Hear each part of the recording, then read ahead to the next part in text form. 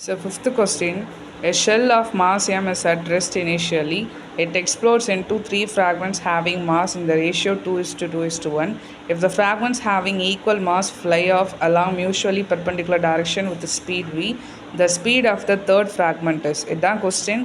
So option பார்த்து வச்சுக்கோங்க, எப்படி போடலான்னு சொல்கிறேன். ஸோ கிவன் என்ன, ஒரு ஷெல் இருக்க அதோட மாஸ் வந்து எம், அது எக்ஸ்ப்ளோர்ட் ஆகிறப்ப த்ரீ ஃப்ராக்மெண்ட்ஸாக பிரியுது. அதில் பார்த்தீங்கன்னா ரெண்டு ஃப்ராக்மெண்ட்டுக்கு சேம் மாஸ் இருக்கும். அது ரெண்டுமே வந்து பர்பண்டிகுலர் டைரக்ஷனில் ட்ராவல் ஆகும். தேர்டாக இருக்கக்கூடிய ஃப்ராக்மெண்ட்டோட ஸ்பீட் என்னங்கிறது தான் கொஸ்டின். ஸோ ரெண்டு ஃப்ராக்மெண்ட் சேம் மாஸ்ன்னு சொன்னாங்க. பர்பண்டிகுலர் டைரக்ஷனுங்கிறதுனால நான் இப்படி மென்ஷன் பண்ணியிருக்கேன். தேர்ட் ஒன்னை நான் இப்படி போட்டேன். ஸோ மாஸ் அது அந்த த்ரீ ஃப்ராக்மெண்ட்ஸோட ரேஷியோ கொடுத்துருக்காங்க இல்லையா, 2:2:1.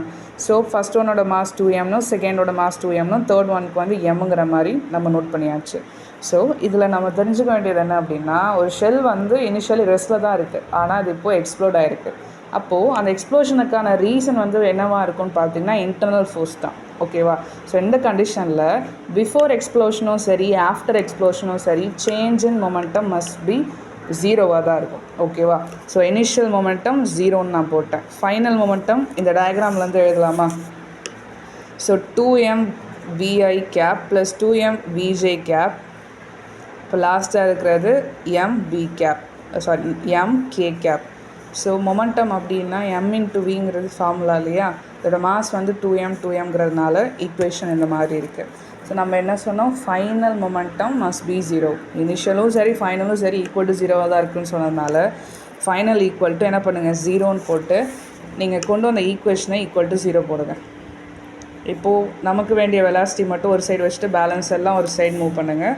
அப்போ என்னாகும், காமனாக வந்து எம் மட்டும் தான் கேன்சல் பண்ணுற மாதிரி இருக்கும். ஓகே, ஸோ நமக்கு ரிமைனிங் இருக்கிறது என்ன அப்படின்னு பார்த்தோம்னா minus 2v i cap plus j cap. So speed வந்து நெகட்டிவ் வராது இல்லையா, ஸோ நம்ம என்ன பண்ண போகிறோம்னா மாடுலஸ் எடுக்க போகிறோம். ஸோ மாடுலஸ் எடுக்கிறப்போ எனக்கு இந்த 2vன்னு வந்துடும். ஐ கேப் ப்ளஸ் ஜே கேப்க்கு மாடுலஸ் எடுத்தோம்னா ஐ கேப்போட கோஎஃபிஷியன்ட் ப்ளஸ் ஜே கேப்போட கோஎஃபிஷியன்ட், அப்போ 1² + 1² மட்டும் வருமா. ஸோ என்ன ஆகும், 1 + 1 2, ஸோ √2ன்னு இருக்கும். ஸோ ஆன்சர் என்ன அப்படின்னு பார்த்தீங்கன்னா வந்து 2√2v. ஸோ இதுதான் கரெக்டான ஆப்ஷன்.